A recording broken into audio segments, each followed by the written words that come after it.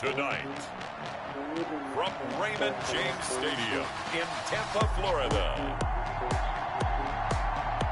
it's a special prime time edition of the NFL on EA Sports.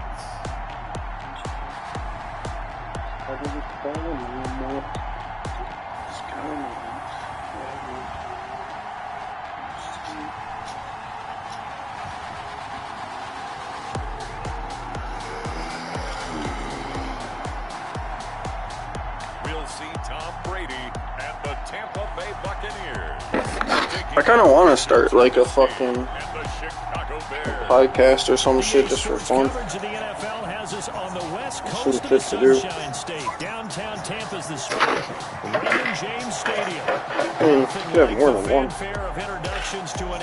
Fucking comedians and shit, dude. I watched like 3 Bill Burr different podcasts today. You name it, this crowd is ready as their guys get set to match up between the Chicago Bears. He has one with Bert Kreischer. He has one with himself, where he just sits there and fucking rants. And he has one with someone else that I forgot.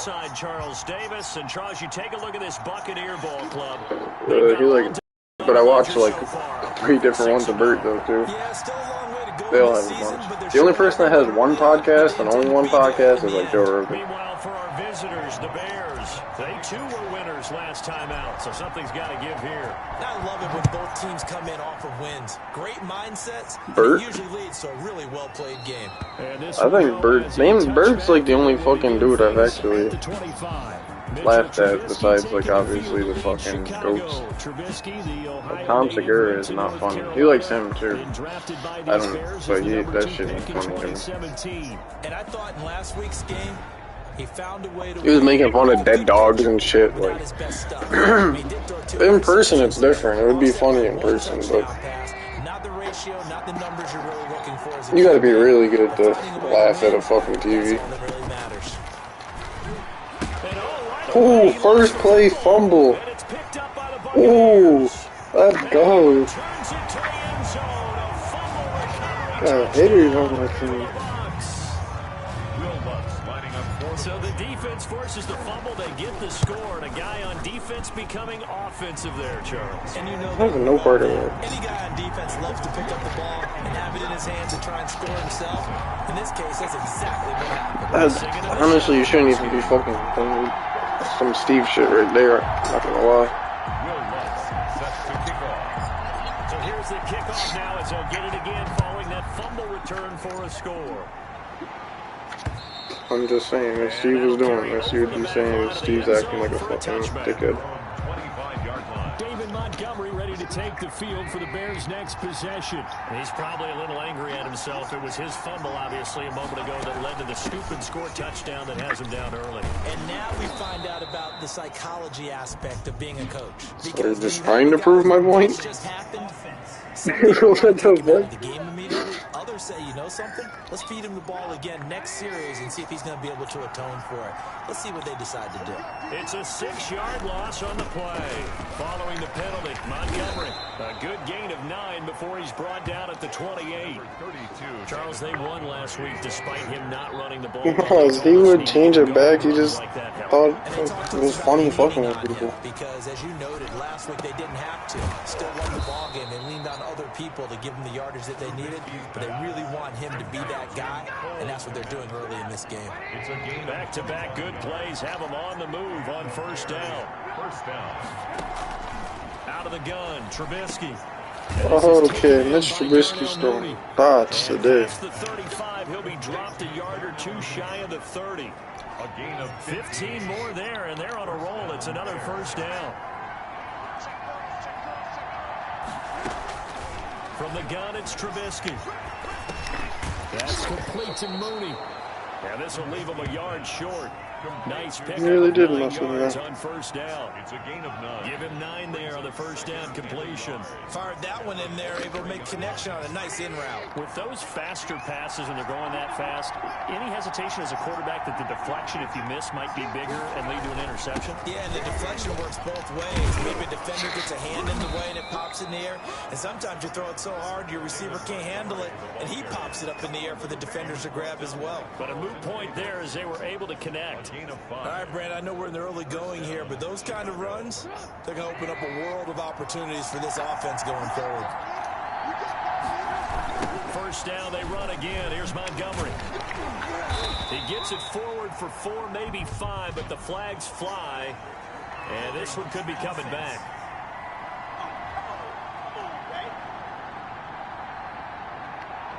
That one whistled against a big right. Can't believe I made $6 today. It'd be a lot easier to not commit a holding penalty, but it's tough to keep those guys right in front, isn't it? It's the happiest I've ever been when I took Bucs. Down he goes at the 23, a pickup of 4. Bears ball carrier. Well, that call makes sense because they've been throwing it well on this drive, and once again they show passing formation, showing the shotgun. Then they ran out of it. That's a nice play by them defensively, though, to hold it to a short game. Tariq Cohen, the ball carrier. Typically, we think it's the strong safeties that are better tacklers, especially closer to the line of scrimmage amidst traffic. But in this case, how about the free safety coming up and making the big-time play? Rolling to his right. He may try and run for this. And he'll be brought down shy of the first down marker at the 11. It's a 9-yard pickup on the play, and that's going to make it 4th down. Well, partner, nothing comes open here, so he decides to escape out of there, and he doesn't pick up a first down, but he does gain additional yardage to set up a possible field goal attempt if they decide to go that route. Buccaneers 7, Bears 3. So they've put together a good little drive there, but ultimately stalling out in the red zone. Yeah, I know a lot of people look at it as a little bit of a negative. They didn't get 6 points out of it, right? Didn't get the touchdown. But that's actually okay. They got 3 points, able to give their defense a little bit of rest, let them settle down over there. So all in all, to me, that's a good drive. Tampa Bay coming out along with a man who needs no introduction, the great Tom Brady. And you and I both know that any win is a good win, and that's what they did last week. But there's also plenty for him to work on in his game, wasn't there? Yeah. 2 touchdowns, an interception. Yeah, you know.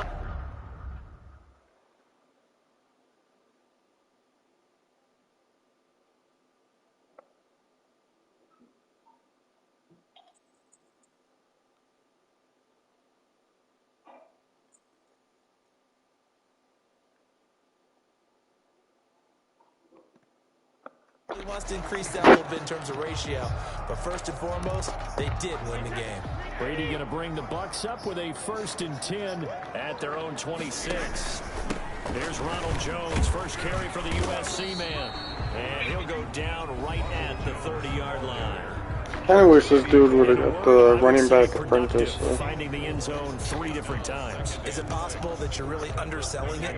3 got touchdowns, you're fucking going to call him productive? spin cycle and This guy had jukebox. a nose for the end zone. He was good. Had a snoot full, didn't he? How about that? Big time Yeah. game. Oh my, he's just so good though. Like what? And he takes us all the way down. I don't know. I better upgrade some stuff. Doesn't even matter. I don't need abilities with him. He's like LaShawn McCoy with these cuts.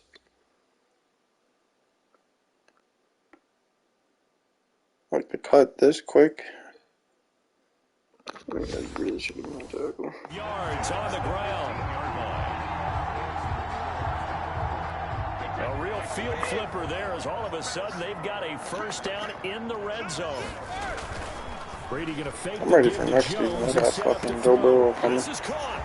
And he's into the end zone. Touchdown, Buccaneers. Mike Evans. His 5th touchdown now on the year. And the Buccaneers here finding a way to stretch their lead. And this one's right through to make it a 14-3 ball game. Scoring summary, 3-play drive. And it ends with a touchdown for the Bucs. After the touchdown, Lutz to kick it off.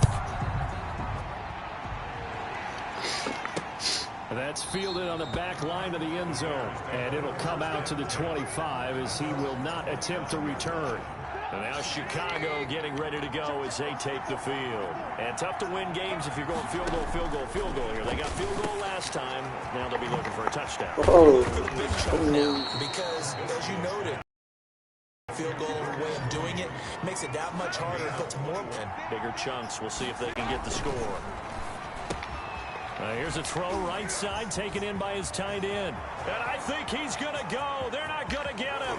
And he will finally be taken out of bounds as it's an enormous play there on the final snap of this first quarter. The chain gang hustling to catch up. Here's 1st and goal from just inside the 10. From the shotgun is Trubisky. That is incomplete. So much for the best laid plans and best designed plays. That was good coverage along the sidelines.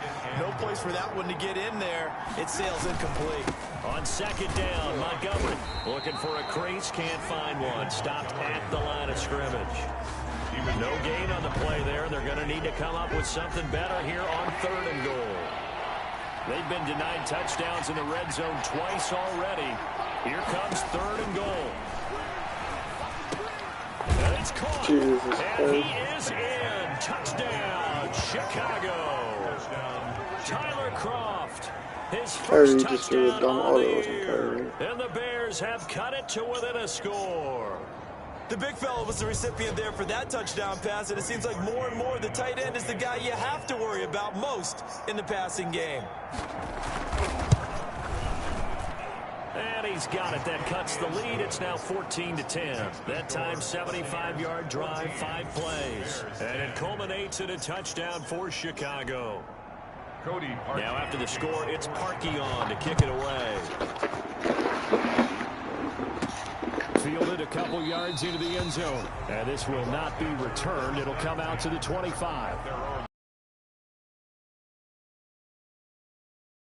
Drive. And it's only November, but the playoffs, we know how it works. They'll be here before you know it. If it ended today, they would be the #1 seed. And that's a great spot to be in. But I love the phrase, if it ended today. And I'll guarantee you, that's what they've discussed in their locker room, in their meeting rooms. Yeah, we know where we'd be if it ended today, but we also know it's not ending today. Right. So they've got to continue to play the type of ball that put them in the spot where they're #1 in their conference. And brought down, but not before reaching the 45-yard line. Now we're going to get a stoppage. Appears to be an injured Bear on the field. Well, he gets attended to. We'll step aside. On 1st and 10, here's Brady. This into the hands of his running back. Oh my God. Jones. And he'll be taken down at the 46-yard line. A good rally to the football keeps him to only a yard, and it's 2nd down. At the 46-yard line. Play action. Now it's Brady. That's complete to his receiver, Godwin. And he's going to be out of bounds, but not before he takes it inside the 40. That one good for a 1st down pickup of 18 yards. 36-yard line.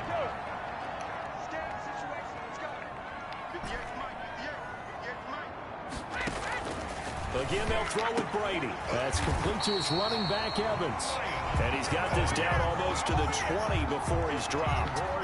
Another strong gain on the last 2 plays. They've moved it a combined 33 yards. Brady now on 1st down. To Evans on the slam. And he takes it down to the 10-yard line. Another connection between the two. This one good for 12 and a 1st down.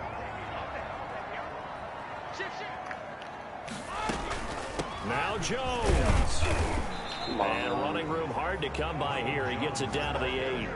Give him 2 yards on that one. 2nd and goal now. Here's 2nd and goal operating from the 8-yard line. Shotgun now for Brady. That's complete right around the 8. And he's into the end zone for a Tampa Bay touchdown. Chris Godwin, his 3rd touchdown now on the year. As the Buccaneers tack on to their lead. It's good, and it's 21-10. And on that one, able to catch it, also able to have the wherewithal to take it in for the score. And how about the phases of a successful catch and a completion of the play? Look the ball in, secure the catch, and then, of course, the run after the catch that ends up in the end zone. And ultimately cannot get this out to the 25-yard line as he's dropped at the 23. 1st and 10 at their own 23-yard line.